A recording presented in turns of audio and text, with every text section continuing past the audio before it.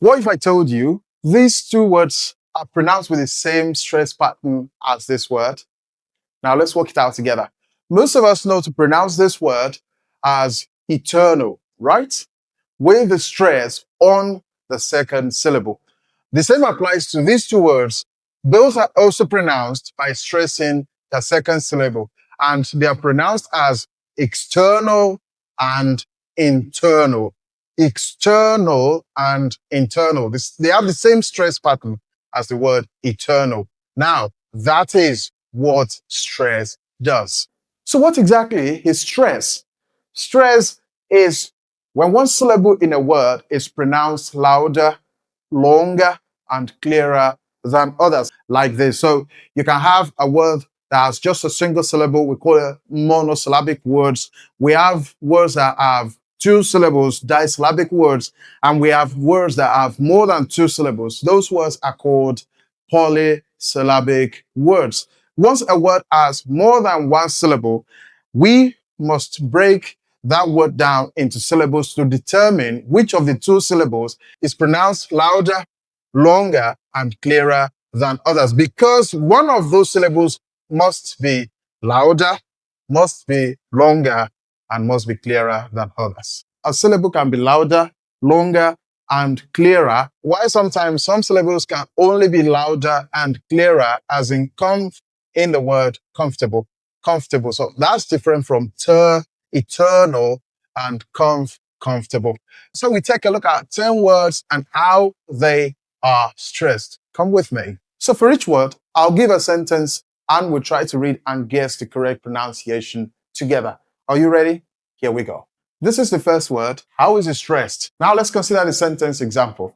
This book is to young readers. Did you say interesting? Interesting? No.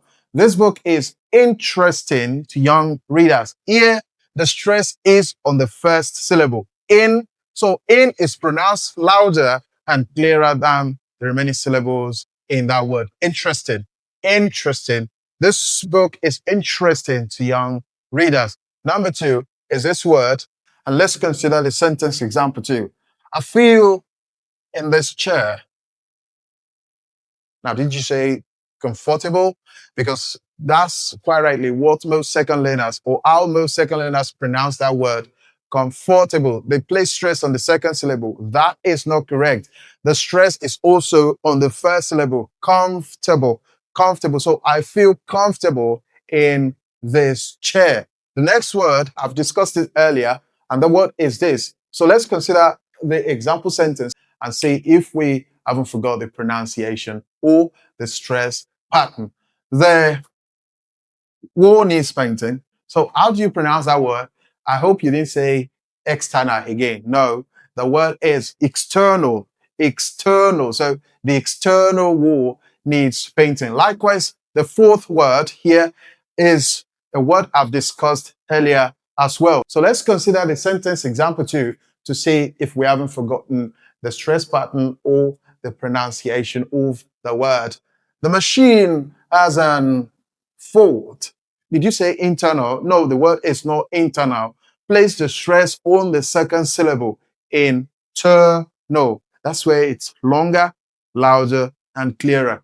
The machine has an internal fault. Number five, a word I've also discussed earlier. This word right here.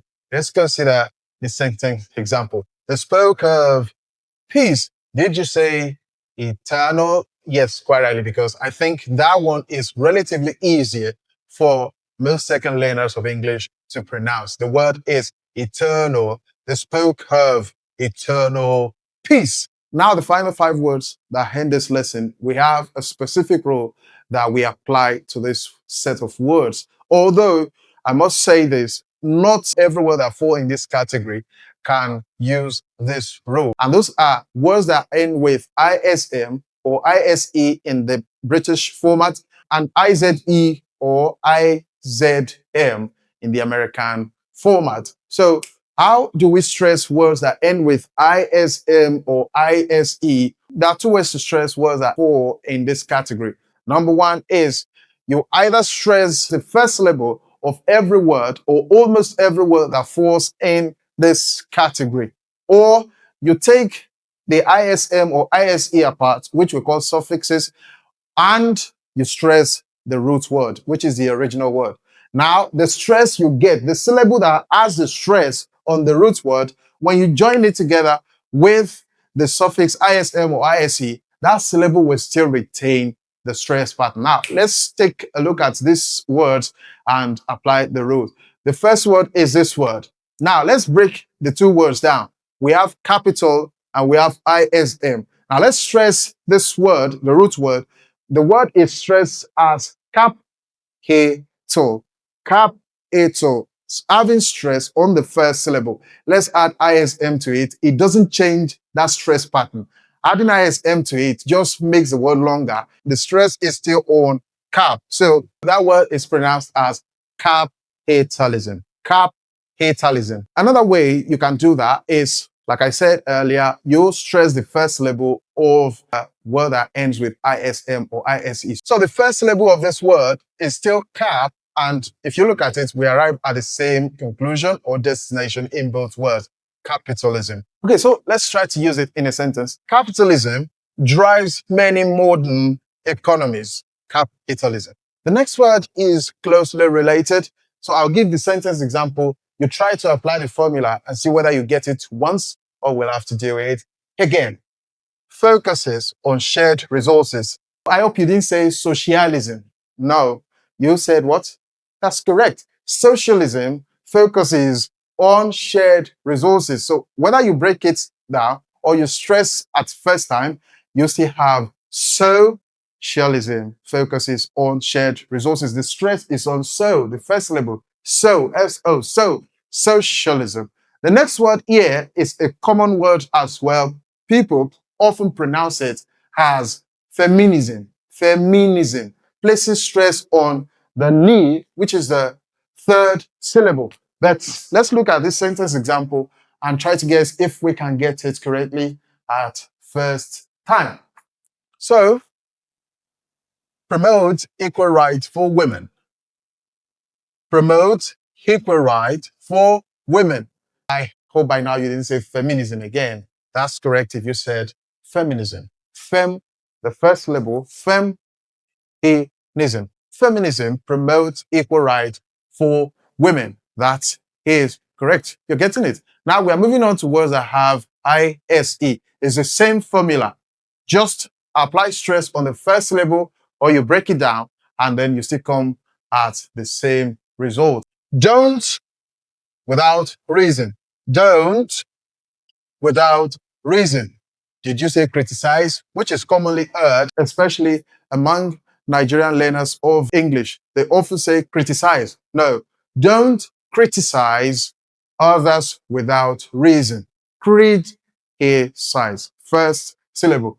If you were wondering why I gave you two ways to solve words that have ISM or ISE as endings, this is one of those words that you will need either of those rules to apply with. Now for this word, you cannot stress on the first syllable. If you apply that rule, you will get something like industrialize, which is quite wrong.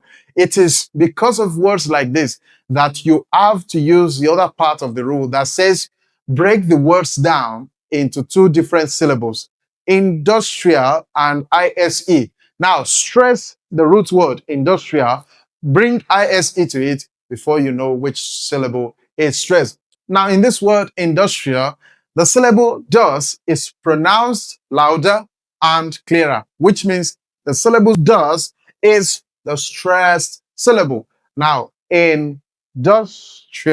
Now bring ISE, join them together. You still have industrialize.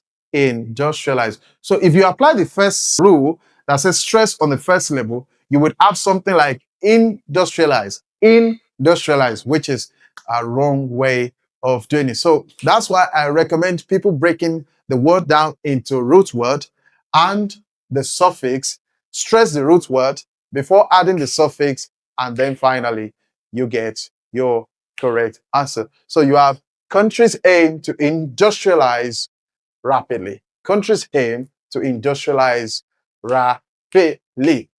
That's it for today's lesson on word stress and pronunciation. Remember, it's not just about speaking English, it's about sounding clear, confident, and more natural when you do it. Keep practicing these words every day, even if it feels difficult at first. You understand that consistency is what builds fluency in learning English. When you are consistent, you'll become fluent with time. If this helped you, don't forget to like the video, subscribe for more English lessons, and drop a comment with the words you still find quite tricky. I'll see you in the next video. Keep speaking, keep improving, and stay confident with your English. Bye.